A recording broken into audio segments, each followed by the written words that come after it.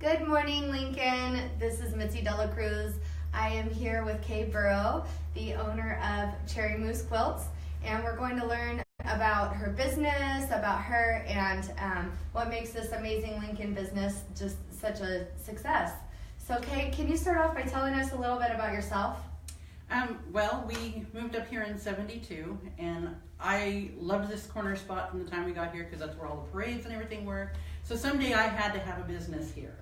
I come from a long line of quilters and crafters and artisans, so it kind of was just destiny that I end up in a creative line. And as we were just talking, Pinterest, I'm not sure it's friend or foe, because then it's like the ideas really ricochet.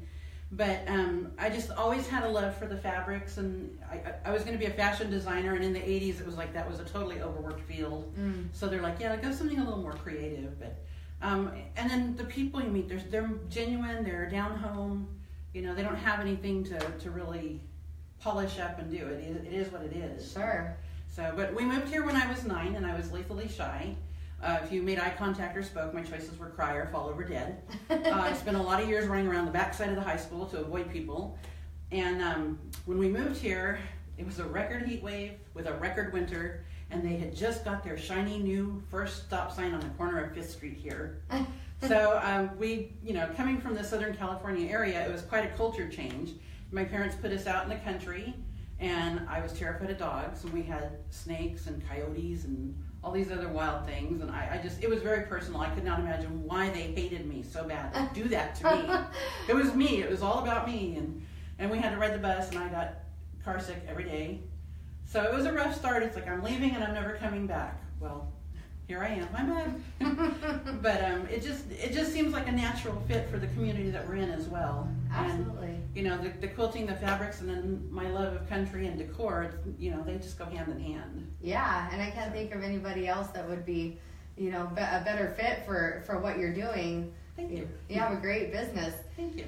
So, so you kind of led into this, what made you, what led to your decision to open a quilting shop in Lincoln? I think you kind of covered that a little bit. Did you want to elaborate? Or? Well, after doing pretty much government work and some retail for over 20 years, it was like, and health issues and family issues, it was time to just step out and be able to work my schedule as I needed.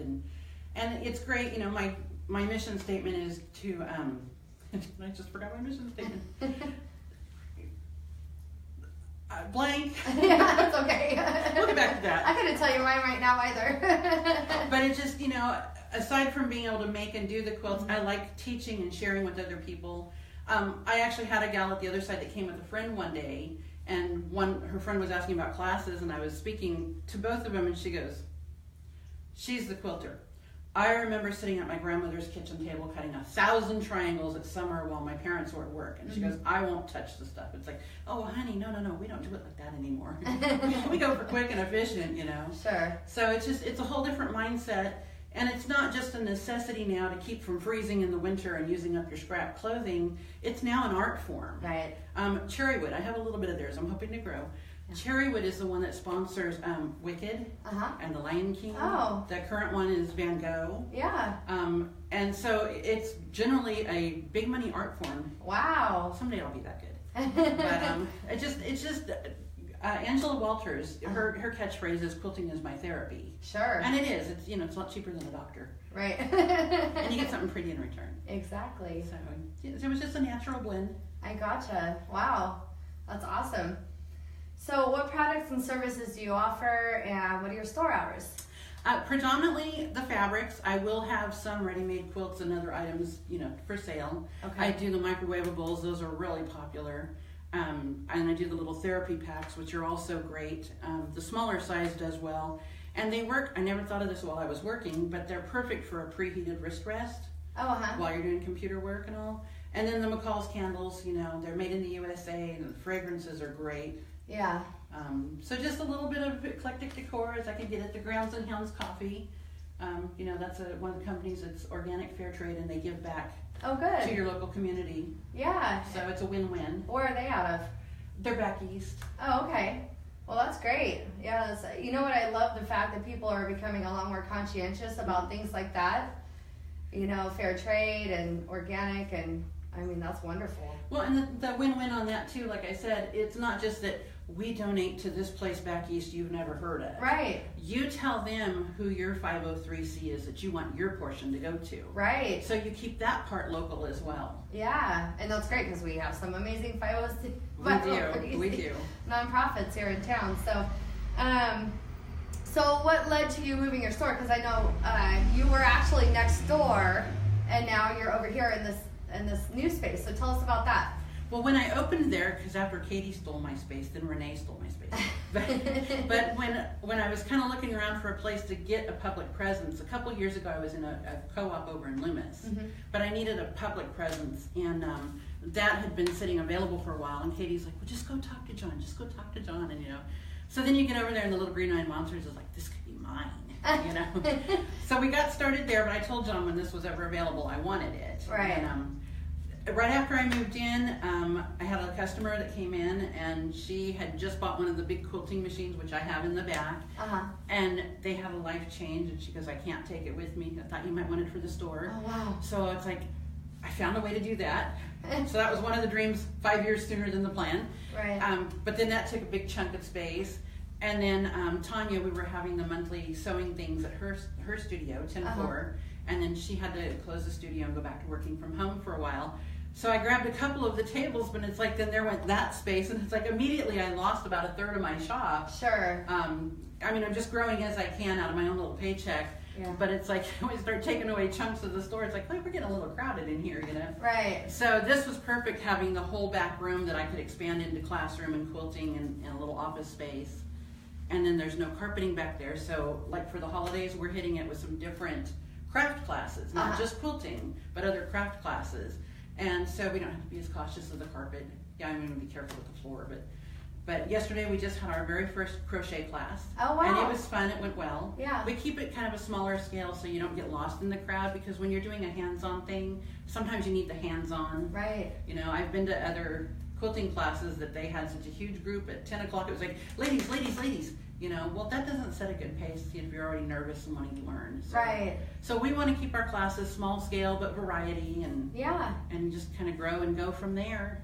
And the mission statement. Yes. To bring creativity and comfort to the world, one quilt at a time. I love that. It doesn't mean I'm making it. Maybe I'm teaching you and you're sharing with a friend, but we'll get there. We'll get you covered.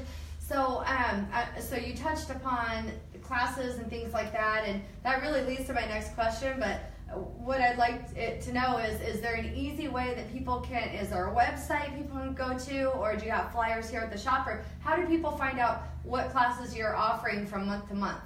The fastest and easiest way, my easy media, because I'm not a tech person, is Facebook. There is a Cherry Moose page on Facebook, and it generally will have the little red moose in the icon, my mascot.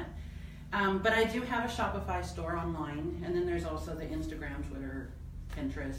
Gotcha. So don't forget to like, share, and follow Cherry Moose Quilts on Facebook, Instagram, and you said Twitter as well? And Twitter. And Twitter. Okay. So, do you have any promotions, events, sales? Well, I just did a big sale for Black Friday and then Cyber Monday, and actually ran those both 2 days each.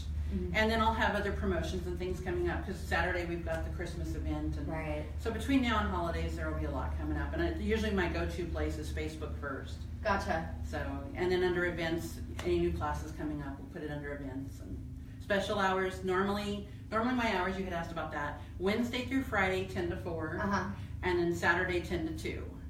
But this Saturday, because of the Christmas things, I'm not going to be open in the morning, but I will be open from 2 to 8. So those of you that need the nighttime shopping, here's your chance. Perfect. That's perfect. So do you have any final thoughts or anything else you'd like to share? No, just, as they say, slow and steady wins the race. Well, I can testify that it's slow. Sure. But it has been steady. A lot of the different quilt groups have discovered me, and a lot of the national listings have discovered me, and so the growth has been there, and it has been the slow and steady. Sure. Which I don't want to be a one-hit wonder and then out the door. Right. So. Do you mind giving us a tour? Can we see all your pretty items? Sure, absolutely. You want some lights on? Yeah, that'd be great. And I realize that we're still kind of getting unpacked and still working on everything. Yes, that was a fast move. Yeah. So, as a matter of fact, my mom and I were here till 2 o'clock that morning, still trying to get things done and going. And bless their hearts, my some of my regular customers were here at opening, and I was going to open the doors and say, well, you can kind of shop from both sides. Yeah. They were over there just grabbing armfuls and bringing them over here. Where do you want these? Where do you want these? And they helped do the last minute move. Oh, that's way cool. But yeah, let's get some lights on. Okay. Oh yeah, it's super bright in here. So I don't know if you want the chairs out of the way. Oh, that's okay. Yeah. And I love mixing the country decor with the fabrics, and I don't want just sterile shelving. Right. No, I like it. Yeah, we can just put these anywhere. Just get them out of the way for now. Perfect. So one of the awesome things that I noticed when I was looking around earlier is the way that a lot of the fabrics and everything can be really customized to whatever it is that you're going for. Like I've got little ones at home ranging everywhere from 18 years old down to 14 months old. So obviously different patterns, you know, it would be different patterns for different kids and different age groups and things like that. So that's really fun. Look at all these fun fabrics. I mean, that's just awesome. And if I were more crafty, We'll get you there. I know. That's what I like. That's what I like. So, do you want to show us anything special? Anything in particular? Well, we talked about the quilting machine. Yeah. Audrey Crawford is helping me getting that up and running. Okay. That will be another thing we'll be featuring once we've got it consistently running well and I'm confident with it. Right. We're going to offer it as a class. Okay. And then make it available after class as a hourly rental if somebody wanted to come quilt their own. So that is cool. So there's a learning opportunity and then a chance to do for yourself if you don't have that. So, so what time frame does it typically take for somebody to put together a quilt, or is it just so varied depending on how many squares? And it's really varied depending on the pattern, the quality of the workmanship. Yeah. If you're doing the quilting yourself, are you just going to do line quilting, or are you going to do more of an intricate design, or Gotcha. what they call edge to edge is like, you know, where you just make the swirls and the loops all over the whole thing. Yeah. For me and my busy life, it's 3, 4, 5 years. We're working on that. We're really working on that. I thought you were going to say hours. Yeah. No, in my case, some of them have been years. Sure. But and the size of the quilt makes a difference too. Right. You know, obviously it's going to be easier to do something like that with a little outline stitching. Yeah. And those were both challenge quilts, like I had said, with the quilt guild I was with. The first one, which was Lincoln, you had to just pick a holiday, and they said it could even be as obscure as National Cupcake Day or whatever. Sure. And I was blank, and of course, living in Lincoln, let's do Lincoln. Right. So I found the fabric that was kind of coppery like a penny, and obviously the silhouette, the theater curtains, and the actual little blocks that are on here are called log cabin blocks. Oh. And yes, those are actual pennies all the way around. I love that. So that was fun because I had never done anything like that before. Yeah. And then this one, this was the second challenge, and it was taking an orphan block. They did like a white elephant sale. Yeah. So what I ended up with was a block that was this one that was very plain. So I luckily was able to find a blue and a yellow that picked up. Oh, And yeah. so I did the embellishment and the stitching, and these are actually little flowers cut out from this fabric with French knots in the middle. Oh my goodness. My mom had a baby button, a square, but Yeah. my mom had a baby button which became the doorknob. Oh, I love that. So we just kind of built out with the colors from there. And, Yeah. you know, it's sometimes just the simple things that just add the details. Right. Doesn't always have to be the devil in the details. No. So it just, you know, one of those things you just kind of, some days you know what you want, and other days it's like every other art form. It just kind of becomes its thing, and it tells you what it wants. Right. Well, Kay, thank you so much. Oh, thank you. Really appreciate all your time, and oh my gosh, this is just incredible. I love your shop, and I can't wait for you to teach me and my girls. And Yeah, that's coming up soon. Yeah, absolutely. We're going to talk about that. Yeah, we do. Well, thank you all for watching. Everybody have a great day. And don't forget to keep liking and sharing and following our page and watch for future shows. Thank you.